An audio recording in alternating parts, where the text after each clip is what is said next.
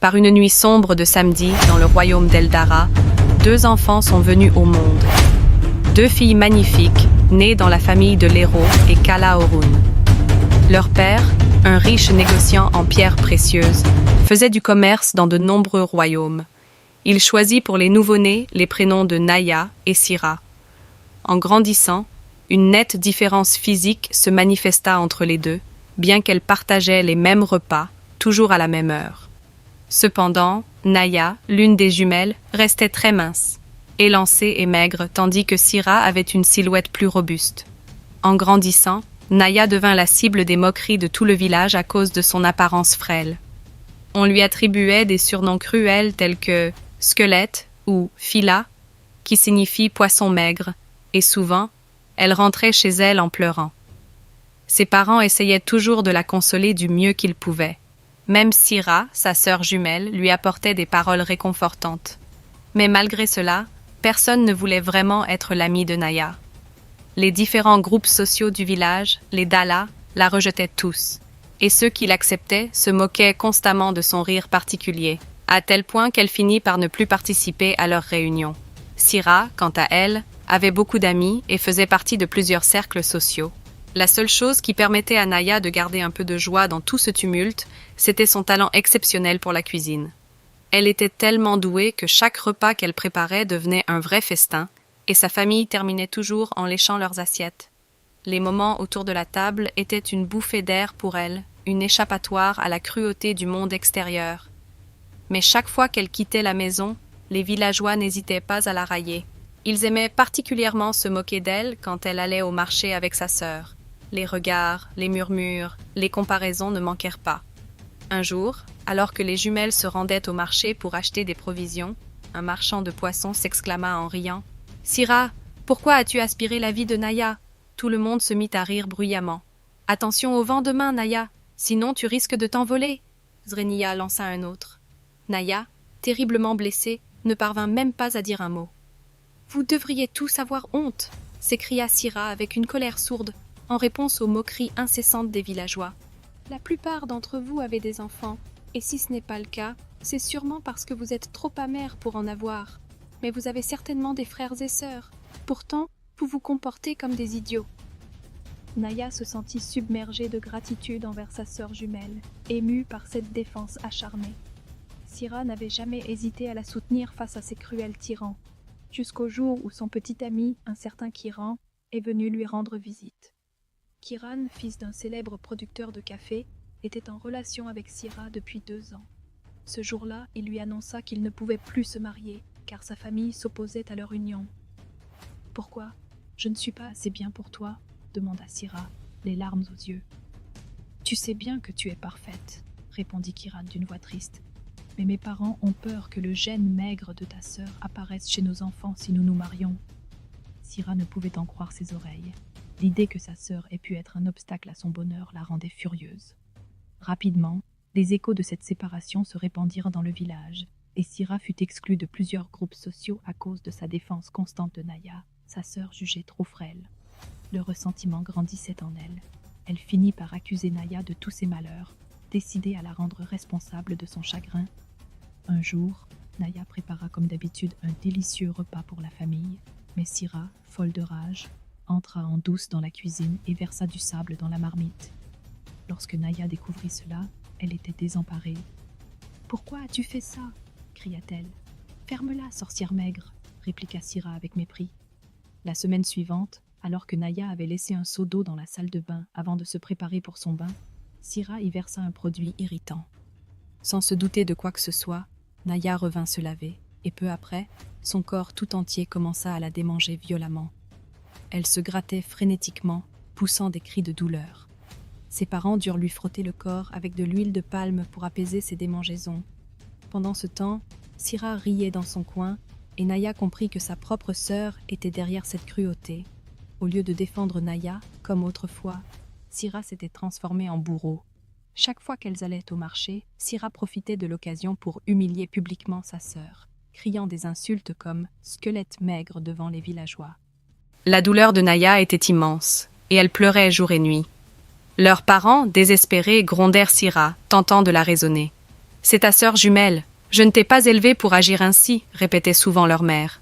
Mais rien n'y faisait. Syrah ne ressentait aucun remords et continuait de mépriser Naya. C'est elle qui a ruiné ma vie. Kiran m'a quittée à cause de ce sac d'os, hurla-t-elle un jour, dévorée par la colère. En entendant cela, leur père, fou de rage, gifla Syrah si fort que le son résonna dans toute la maison. Chaque jour était un nouvel enfer pour Naya, victime des moqueries incessantes de sa sœur Syrah et des villageois. Cependant, un événement majeur se profilait à l'horizon. Le royaume de Véridia et ses deux voisins, Selan et Borak, se préparaient pour le concours de la Belle Épouse, un événement qui n'avait lieu qu'une fois tous les 10 ans. Pour cette compétition, chaque royaume devait désigner 3 jeunes femmes parmi les plus talentueuses, compétitives et belles pour les représenter. Les villageois de Véridia commencèrent à évoquer les noms de celles qu'ils souhaitèrent voir représenter leur royaume. À la surprise de beaucoup, certains lancèrent même en riant le nom de Naya.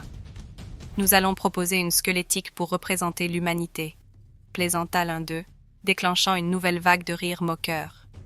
Cette année, le concours se tiendrait dans un autre royaume, car Véridia avait accueilli la dernière édition. Un après-midi, alors que Naya allait chercher de l'eau au ruisseau, elle croisa un homme nommé Taro. Taro était l'un des organisateurs du concours de la Belle Épouse dans le royaume qui accueillait cette année. Naya, ignorante de son statut, fut surprise par l'expression d'admiration sur son visage. « Quelle beauté !» s'exclama-t-il. « Vous avez une silhouette rare que beaucoup envieraient. » Naya, perplexe face à ces mots, se demanda si c'était une plaisanterie, mais Taro avait l'air sincèrement fasciné. Il lui expliqua qu'il était là pour recueillir les noms des jeunes filles qui représenteraient Véridia lors de la compétition à venir. « Je suis certain que votre nom sera sur la liste, car vous semblez tout à fait apte à concourir, » ajouta-t-il avec enthousiasme. Ces paroles laissèrent Naya sous le choc. Jamais elle n'avait imaginé qu'elle pourrait être considérée pour quelque chose d'aussi prestigieux. Ce moment marqua un tournant dans sa vie, l'invitant à rêver au-delà des moqueries et des humiliations qu'elle avait subies. Taro, plein de confiance, assura Naya qu'elle avait toutes ses chances. Mais elle lui expliqua que cela ne serait jamais possible, car tout le monde dans le village la méprisait et ne penserait même pas à la recommander pour une telle compétition. En dehors de mes parents, c'est la première fois que quelqu'un fait l'éloge de ma silhouette. Tout le monde m'appelle squelette et d'autres noms encore plus cruels. Taro, choqué par ces mots, la persuada de bien s'habiller et de venir au concours, même si elle ne participait pas. Naya hésita d'abord, mais finit par accepter de se présenter le jour de l'événement. Les royaumes de Véridia et Seland se rendirent au palais du royaume d'Oust, Borak, où le concours allait avoir lieu. Les jumeaux et leurs parents étaient également présents, tous radieux et élégants. Après que les 3 candidates de chaque royaume furent désignées, les organisateurs annoncèrent qu'il y aurait une candidate supplémentaire, choisie par le roi hôte lui-même. Ce privilège permettait au roi d'ajouter une jeune fille parmi les concurrentes. Tout le monde était impatient de découvrir le nom de cette heureuse élue. Lorsque les organisateurs annoncèrent que Naya avait été choisie pour rejoindre les autres candidates, elle fut abasourdie. Les villageois étaient également confus, choqués et pour certains, envieux. Même Syrah, sa sœur jumelle, ne pouvait cacher sa colère. « À quoi bon une maigre comme elle dans ce concours ?» murmura-t-elle pour elle-même irritée. Mais rien ne pouvait stopper le processus. Les parents de Naya étaient remplis de fierté pour leur fille et applaudirent avec enthousiasme, l'encourageant. Naya, toujours sous le choc, hésita un instant à s'avancer sur la scène. Le regard des villageois pesait lourd sur ses épaules, mais en entendant les encouragements de sa famille, elle trouva finalement la force de se présenter. Mais l'encouragement de ses parents la galvanisa, et Naya avança avec assurance, majestueuse et élégante. Elle était vêtue avec un soin particulier, et alors qu'elle rejoignait les 9 autres candidates, le concours débuta.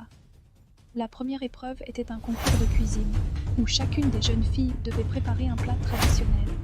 Naya, déjà experte en la matière, s'y lança avec enthousiasme. Pour elle, cuisiner était un jeu d'enfant.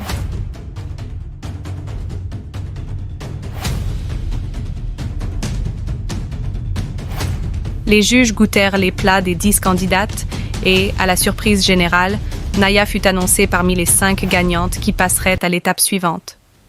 Nul besoin de dire que sa réputation de cuisinière avait porté ses fruits. La deuxième épreuve consistait à dénicher un trésor caché dans la forêt. La première jeune fille à revenir avec le trésor serait couronnée reine des 3 royaumes. Mais il y avait un défi. Les 5 finalistes devaient traverser une rivière à la nage pour atteindre la forêt. Beaucoup de participantes n'étaient pas de très bonnes nageuses, mais Naya, légère et rapide, s'élança dans l'eau. Elle atteignit la forêt et commença à chercher le trésor. Après 15 minutes de recherche intense, elle aperçut une autre candidate, une jeune fille nommée Jibike, qui avait terminé de nager et s'était mise à chercher elle aussi. Soudain, Naya aperçut un éclat bleu dans les buissons. « Ça doit être lui !» s'exclama-t-elle, oubliant l'aspect compétitif de la situation. Jibike, ayant entendu l'exclamation, se rua vers elle. Une course effrénée débuta, mais alors que Naya tentait de se précipiter, ses vêtements accrochèrent une branche, la faisant tomber au sol. Jibike atteignit le trésor en premier, mais ce que Naya vit ensuite l'étonna. D'autres trésors bleus scintillaient dans les fourrés. Cela lui fit réaliser que ces objets n'étaient que des distractions par rapport au véritable trésor qu'elle cherchait. Elle se releva, prête à avertir Jibike, mais se ravisa, se remémorant ses erreurs passées. « Jibike » appela-t-elle, mais décida finalement de garder cette découverte pour elle. Jibike, de son côté, s'empressa de retourner à la rivière avec ce qu'elle croyait être le trésor. Elle annonça aux autres candidates qu'elle avait gagné, et ensemble, elles nagèrent vers le royaume, persuadées d'avoir remporté la compétition.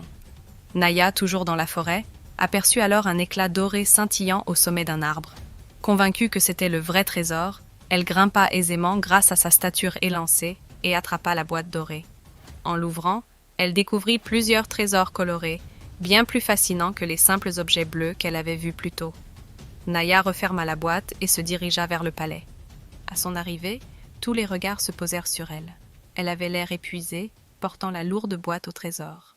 Elle rejoignit rapidement les autres candidates, dont Jibike, qui la fixait avec une jalousie manifeste. Les organisateurs révélèrent le dessin du trésor que les jeunes filles étaient censées rapporter, à la grande surprise des villageois de Veridia. Naya avait en effet ramené le trésor exact. Elle fut couronnée, célébrée et proclamée reine des 3 royaumes.